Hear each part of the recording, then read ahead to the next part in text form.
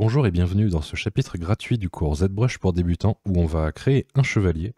Dans ce chapitre, on va voir comment faire une pièce d'armure relativement simple. C'est parti. On va commencer à faire du coup la partie de l'épaulière.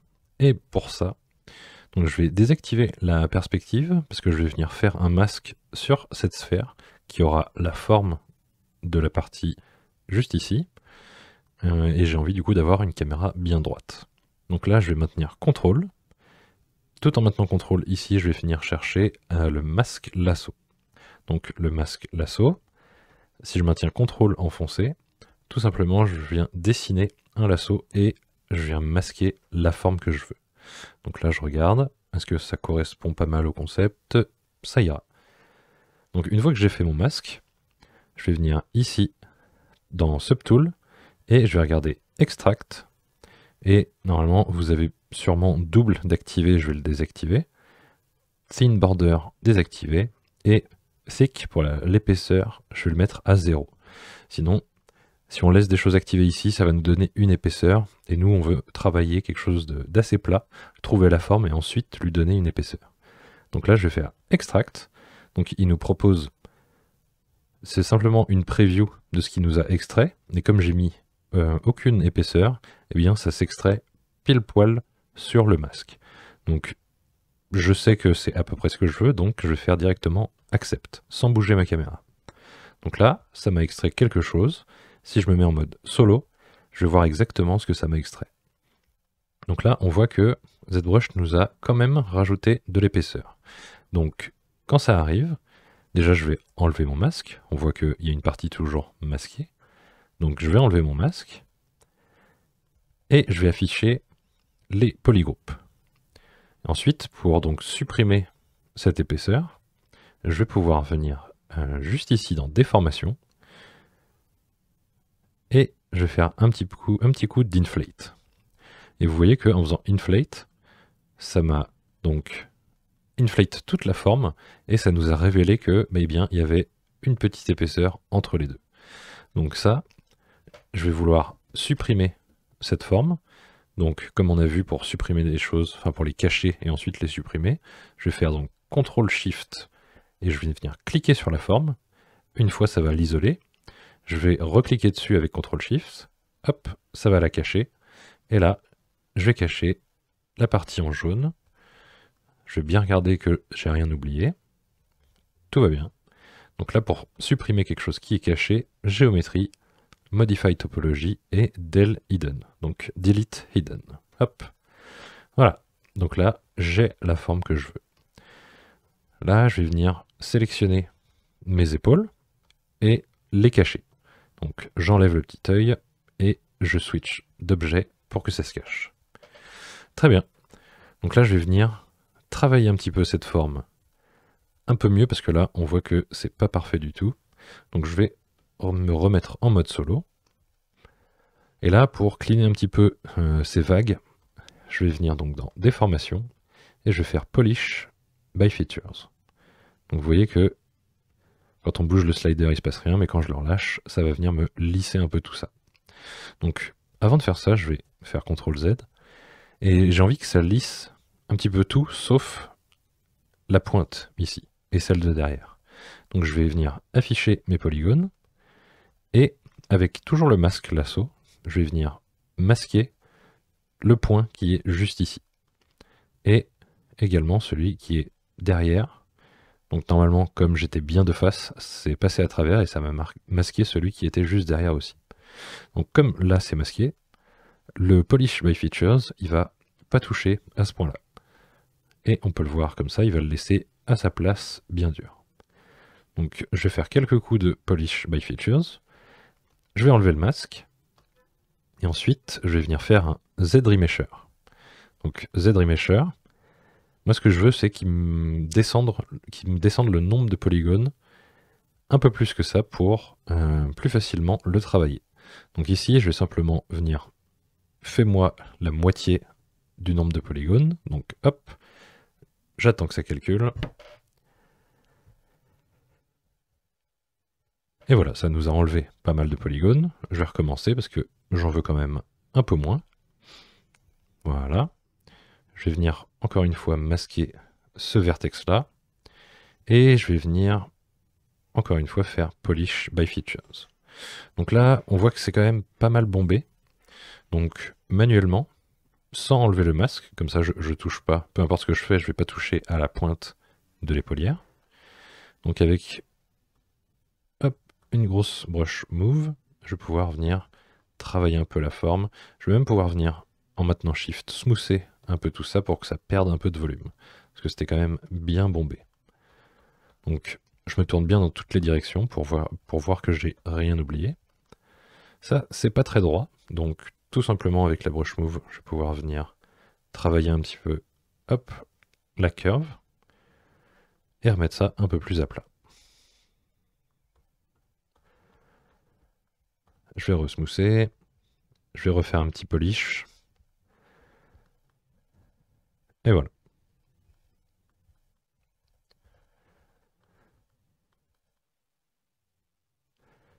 Nickel.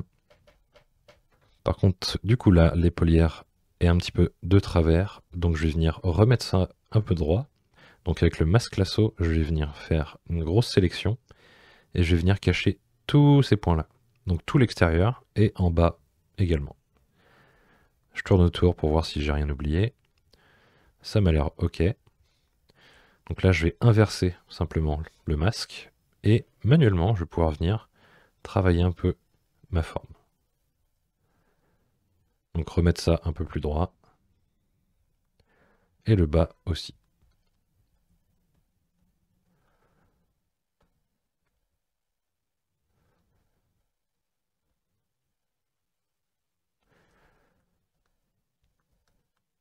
Là, une fois que je suis content avec ça, je vais réinverser le masque, donc CTRL-clic dans le vide, et je vais mettre un petit coup de polish pour que vous voyez tout le reste vienne se recoller un peu plus à ce que j'ai bougé.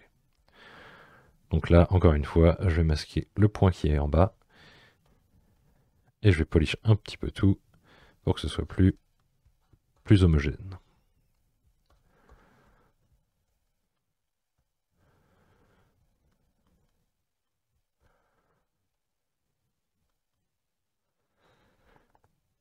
Et je vais remettre maintenant cette partie, je vais la mettre le haut assez droite.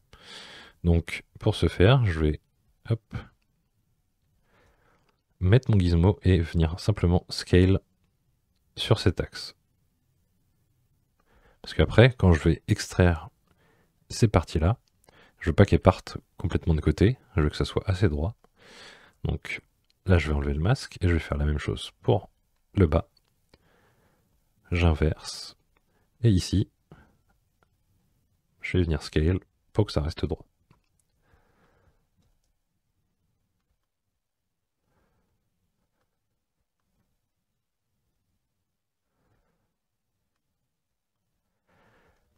Ok.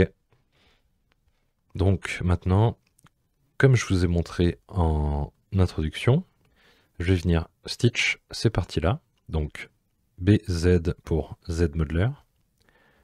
Je vais me rapprocher un peu. Je vais me mettre sur un vertex et je vais faire stitch. Donc je vais cliquer une première fois sur celui-là et une deuxième fois juste ici. Et la même chose pour le haut.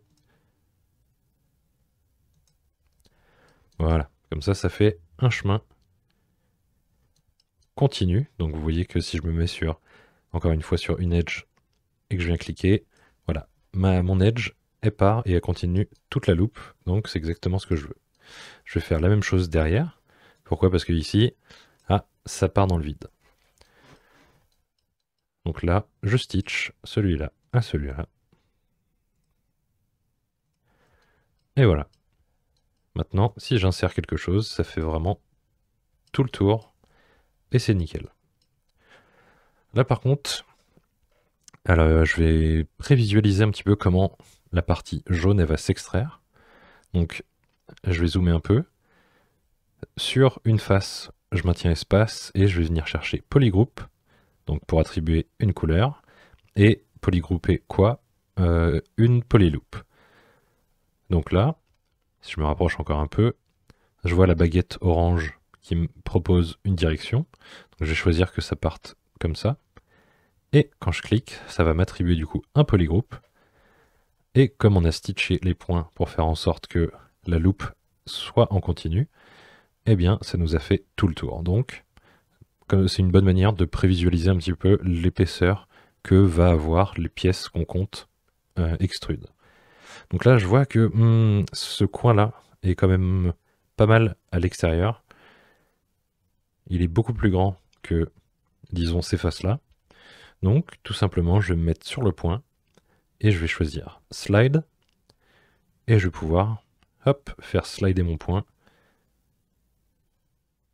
Et du coup retravailler un peu toute cette forme pour qu'elle soit de la bonne taille.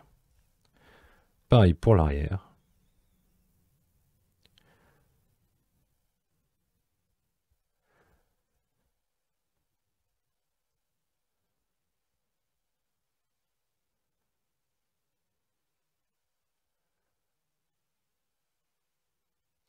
Voilà, ça me paraît beaucoup mieux.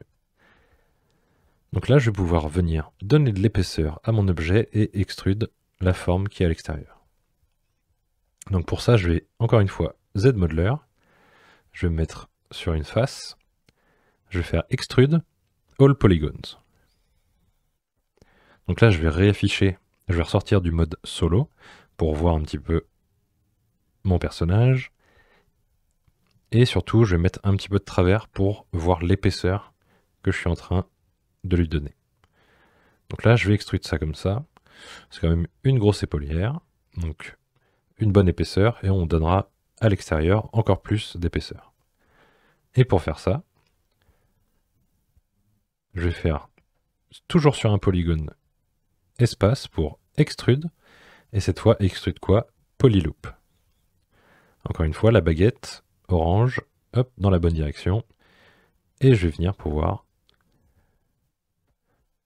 extrude cette épaisseur-là. Donc là, je vais repasser en mode solo, parce que pour moi, j'ai pas assez d'épaisseur en horizontal ici. Donc, il y a un moyen très simple de donner plus d'épaisseur à ce genre d'objet. Déjà, je vais commencer par supprimer la loupe que vous voyez juste ici, qui nous a été donnée quand on est venu extrude, hop, l'autre forme. Donc là, je vais me mettre simplement dessus, et de base, l'outil c'est Insert Single Edge Loop. Donc c'est pour évidemment insérer les loops, mais si je maintiens Alt, souvenez-vous, Alt, ça inverse la majorité des brushes, Alt, et je clique dessus, ça va la faire disparaître. Voilà. Donc là, je vais venir chercher Extrude et Polygroup All. Donc ça va extrude tout ce qui est de cette couleur-là. Vous voyez? Donc ça va le faire aussi à l'intérieur ici. Donc ça, j'ai pas envie d'extrude l'intérieur aussi. Donc je vais commencer par faire Polygroup. C'est déjà sur Polyloop. Je vais cliquer une fois et ça va me faire tout le tour en jaune comme ça. Donc là, je vais faire Extrude, Polygroup All. Et vous voyez que si je commence à extrude, bah, il y a aussi le dessous qui commence à être affecté. Donc je vais refaire Polygroup, Polyloop.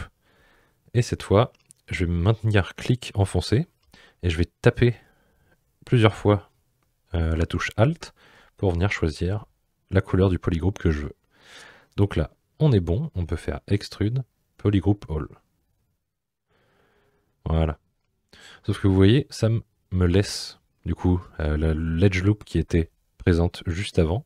Donc quand je viens extrude cette partie, si je maintiens Shift enfoncé, eh bien ça vient seulement bouger l'extérieur sans forcément rajouter, vous voyez, une edge. Donc je maintiens Shift, et là on a bien rajouté de l'épaisseur à cette partie. Donc là on voit que c'est un petit peu de travers le bout, donc simplement avec la brush move, je vais pouvoir bouger un peu ça et remettre ça droit.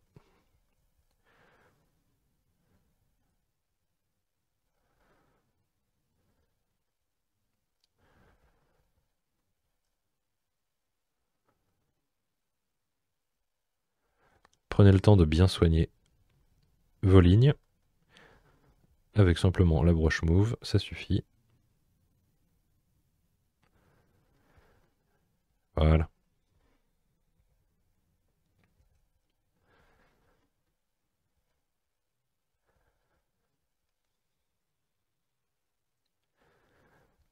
Alors, également, là, je vois que bah, ce qu'on extrude ici, c'est un petit peu trop fin.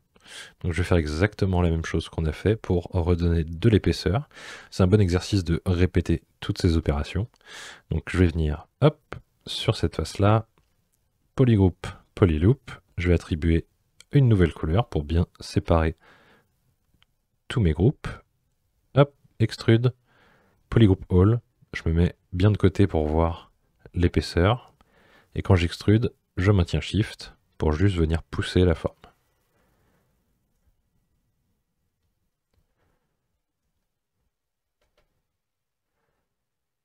Voilà, c'est déjà mieux. Beaucoup plus d'épaisseur. Nickel.